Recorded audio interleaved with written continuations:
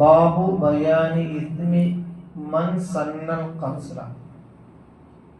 ഒരാള് ഒരു തിന്മ ചെയ്താൽ ആ തിന്മ കണ്ട്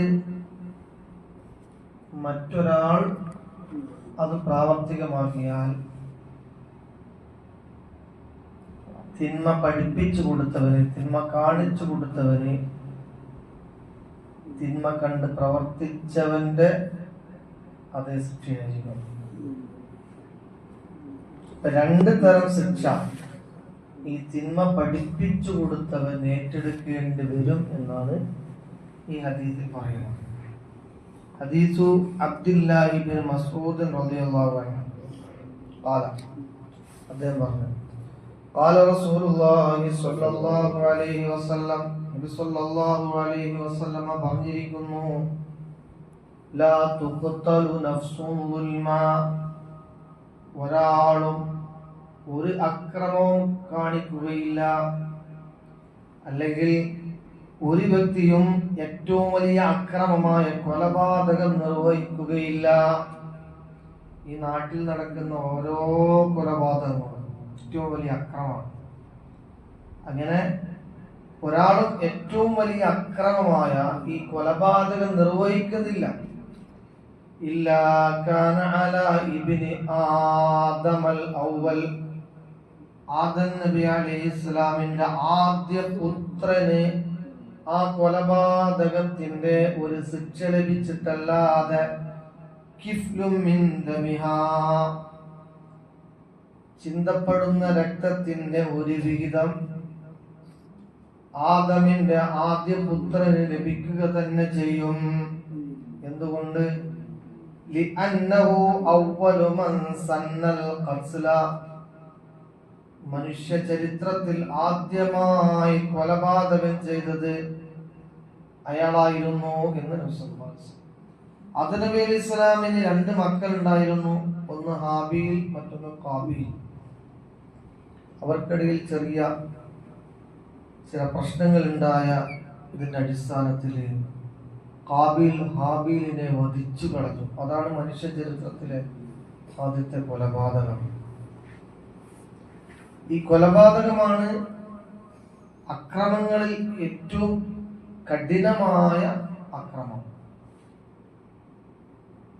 ഖാബീൽ ഹാബീലിനെ വധിച്ചു എന്നാണ്. അപ്പോ ഖാബീലാണ് കൊലയാളി. നബി സല്ലല്ലാഹു അലൈഹി വസല്ലം പറയുന്നത്, അന്ന് ഖാബീൽ നടത്തിയ ആ ക്രൂര കൃത്യം അതോടുകൂടി അയാളുടെ പാപഭാരം തീർന്നിട്ടില്ല. നേരെ മറിച്ച് പിന്മുറയിലുള്ള ഏതൊരു മനുഷ്യനും മറ്റൊരു മനുഷ്യനെ ആക്രമിക്കുകയും കൊലപാതകം ചെയ്യുകയും ചെയ്താൽ ഇതിന്റെ ശിക്ഷ കൂടി അയാൾ വഹിക്കേണ്ടി വരും. ഇത് വലിയൊരു ആശയമാണ് നബി സല്ലല്ലാഹു അലൈഹി വസല്ലം അതിലൂടെ പഠിപ്പിക്കുന്നത്. അഥവാ നമ്മളൊരു തിന്മ ഒരാൾക്ക് പഠിപ്പിച്ചു കൊടുത്താൽ, അല്ലെങ്കിൽ നാം കാരണമായി മറ്റൊരാൾ ഒരു തിന്മ പഠിച്ചാൽ, നാം ചെയ്ത തിന്മക്ക് പുറമെ നമ്മിൽ നിന്ന് അയാൾ തിന്മ പഠിച്ചു, അയാൾ ചെയ്തതിന്റെ പാപഭാരവും കൂടെ നമ്മൾ വഹിക്കേണ്ടി വരും എന്നാണ് ഈ പറഞ്ഞതിന്റെ താല്പര്യം. അതാണ് നബി സല്ലല്ലാഹു അലൈഹി വസല്ലം തങ്ങൾ മറ്റൊരു ഹദീസിലൂടെ പറഞ്ഞത്, മൻ അമില അമലൻ സ്വാലിഹാ, ഒരാൾ ഒരു സ്വാലിഹായ അമൽ ചെയ്തു, ഇത് കണ്ടിട്ട് അമില ബിഹി, മറ്റൊരാൾ ഇതേ അമൽ ചെയ്താൽ, ഫലഹു അജ്റുഹു വ അജ്റു മൻ അമില ബിഹാ, ആ നന്മ ചെയ്തതിന്റെ പ്രതിഫലത്തിനോടൊപ്പം അവൻ പഠിപ്പിച്ചു കൊടുത്തവൻ ചെയ്തതിന്റെ പ്രതിഫലവും ഈ ഉള്ളവന് ലഭിക്കുമെന്ന് ഷഫീഉനാ റസൂലുള്ളാഹി സ്വല്ലല്ലാഹു അലൈഹി വസല്ലം.